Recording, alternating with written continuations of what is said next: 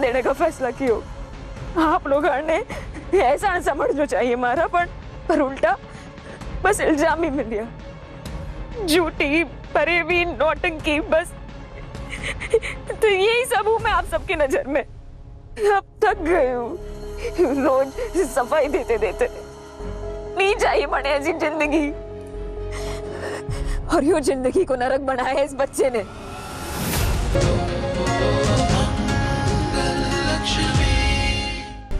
और कितना गिरोगी तुम सौम्या? कैसी पत्नी हो तुम जो अपने पति के बारे में भी नहीं सोचती, तो हमारे बारे में क्या सोचोगी तुम? हम सब तो तुम्हारे लिए बस एक मोहरे हैं जिसका इस्तेमाल तुम मंगल के खिलाफ करना चाहती हो। एक बात कान खोलकर सुन लो सौम्या, अब तक हम सिर्फ और सिर्फ आदित्य की वजह से चुप थे, और जिसका तुमने पूरा पूरा फायदा उठाया। लेकिन अब कोई लिहाज नहीं होगा। अपनी नीच हरकतों पर लगाम डालो, वरना हम तुम्हें छोड़ेंगे नहीं सौम्या।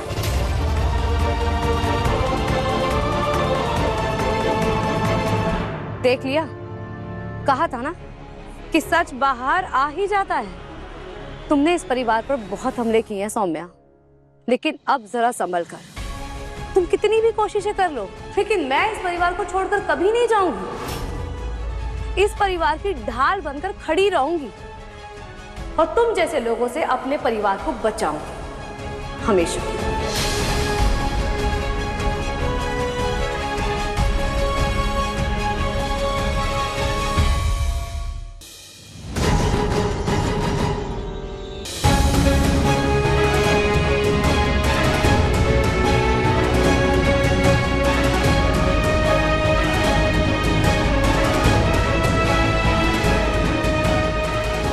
आराम से, अरे आराम से,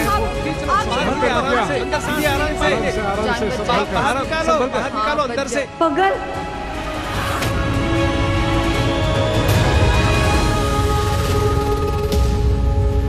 अभी तो दिख रहे थे, पता नहीं कहाँ चले गए। अरे क्या हो रहा है? दिख नहीं रहा है कोई? अरे कोई है क्या? कोई जाकर देख सकता है कहाँ चले गए ये? अरे कहीं अनर्थ ना हो जाए। अरे मंगल भी नहीं दिख रही, आदित्य भी नहीं दिख रहा है। कहाँ गए हमारे दोनों बच्चे? कोई तो कुछ कीजिए, हमारे बच्चों को बचाइए। भगवान के लिए कुछ कीजिए, बचाइए दोनों को। पता नहीं कहाँ गए दोनों।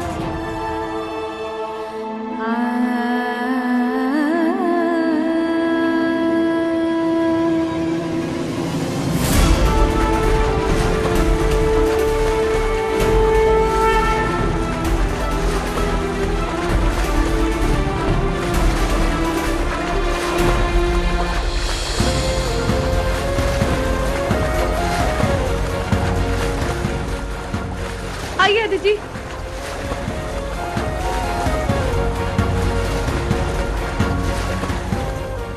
मंगल दिखे आइए, बस ये आ जाइए, पहुंच जाइए आप।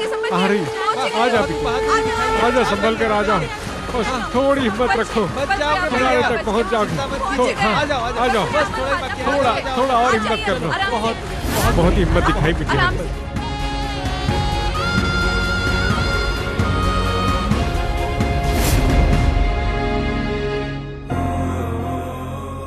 आदित्य जी, होश में आइए। आदित्य जी, डॉक्टर।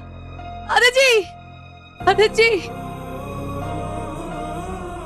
आदित्य।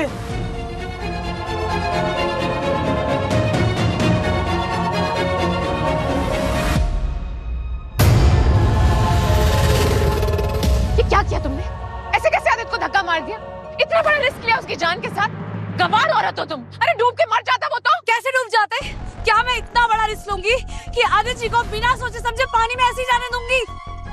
तुमको क्या लगता है कि सिर्फ अंग्रेजी बोलने वालों को तैरना आता है? मैं साड़ी पहनती तो मुझे तैरना नहीं आता होगा? मुझे अच्छे से पता था कि मैं क्या कर रही हूँ। तुमको भी पता होना चाहिए, क्योंकि तुम अपने आप को बहुत पढ़ा लिखा समझती हो। अरे ये डॉक्टर की बताई हुई थेरेपी है। उनकी निगरानी में ही मैंने सब कुछ किया है। उनकी याददाश्त वापस लाने के लिए मैंने ये सब किया है। और जब वो डूब रहे थे ना तो पानी में बचाने के लिए मैं ही गई थी, तुम्हारी तरह नहीं कि खड़े खड़े तमाशा देखती थी। और अब यहाँ तमाशा करो भी मत, हटो, मुझे डॉक्टर से बात करनी है। डॉक्टर साहब कुछ कीजिए ना, क्या हुआ इन्हें? होश में लाइए ना। अरे जी ठीक तो है ना?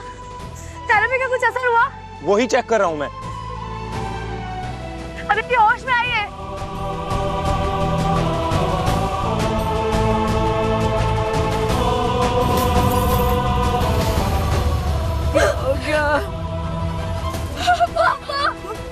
मंगन, देखा तुमने तुम्हारी ये उल्टी सीधी थेरेपी करने का नतीजा? देख रहे हो उसकी हालत? आप लोग प्लीज पेशेंट के आसपास से हट जाइए और हवा नहीं दीजिए, भीड़ मत लगाइए, हटिए और मुझे इनका इलाज करने दीजिए।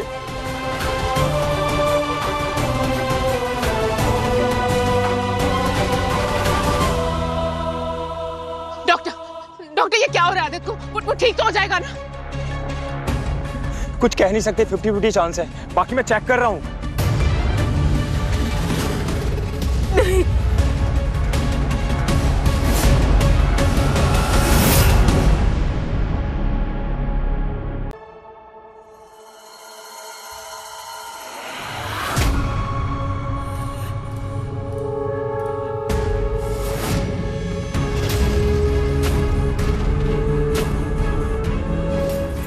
बहुत मजा आ रहा है। बेचारी लक्ष्मी फिर से सबके सामने गलत हो गई।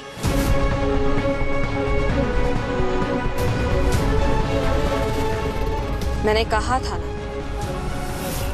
इस बार ऐसी प्लानिंग की है कि लक्ष्मी मुझे फंसाने की जितनी भी कोशिश करती जाएगी, उल्टा वो खुद फंसेगी।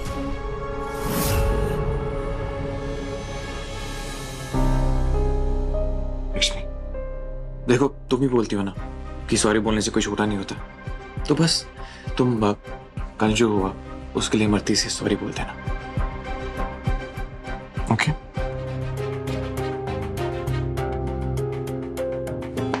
इमरती, देखो मैं और लक्ष्मी तुमसे बात करने आए हैं, प्लीज दरवाजा खोलो। दरवाजा क्यों नहीं खोल रही? इमरती,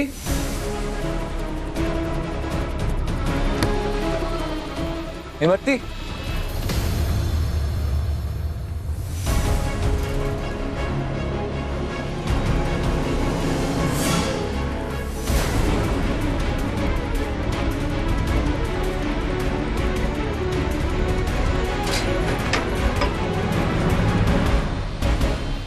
मैंने कहा था ना आपसे, ये बहुत बड़ा खेल खेल रही है हमारे साथ, और इस बार तो अलग ही साजिश रची है।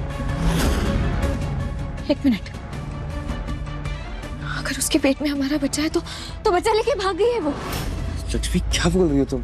क्यों भागी वो बच्चा लेके? तुम बिना क्या बोल रही हो तुम? Hello, what? वेट, मैं आ रहा हूँ। अरे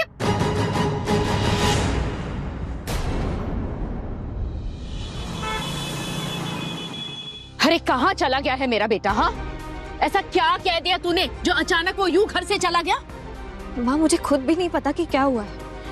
उनको एक अचानक से फोन आया और मैं उससे कुछ पूछ पाती, वो कुछ बता पाते, उससे पहले चले गए।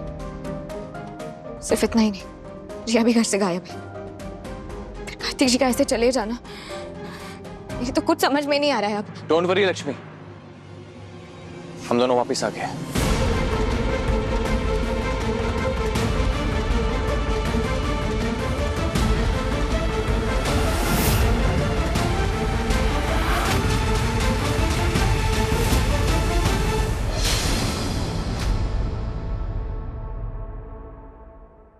मिल गई तुम?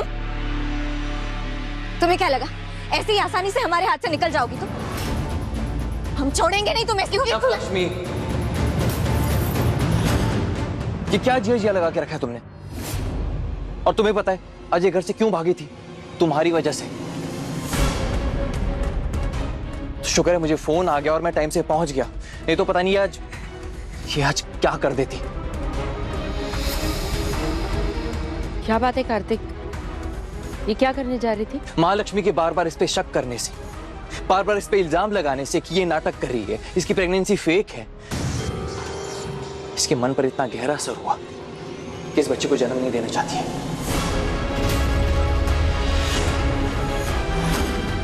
और यहां तक कि क्लिनिक में गई थी हमारे बच्चे को गिराने के लिए, अबॉर्शन के लिए।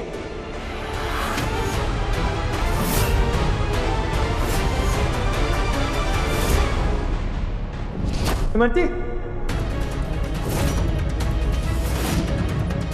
तुमने सोचा भी कैसे कि तुम मेरे बच्चे को मार दोगी?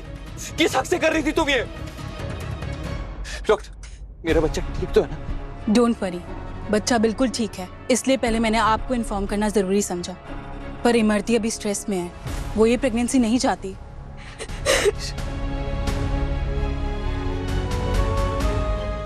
मुझे माफ करो कुंवर साहब, पर अब क्यों नहीं होगा हमारे से। हमारी फूटी किस्मत थी जो गलती से हमारी कोख में तारो बच्चा आ गयो, जिसे मैंने गिराने के बच्चे जन्म देने का फैसला किया। आप लोग ने ऐसा समझना चाहिए हमारा, पर उल्टा बस इल्जाम ही मिल गया। झूठी, फरेबी, नौटंकी, बस तो यही सब हूँ मैं आप सबकी नजर में। अब थक गई हूँ रोज सफाई देते देते।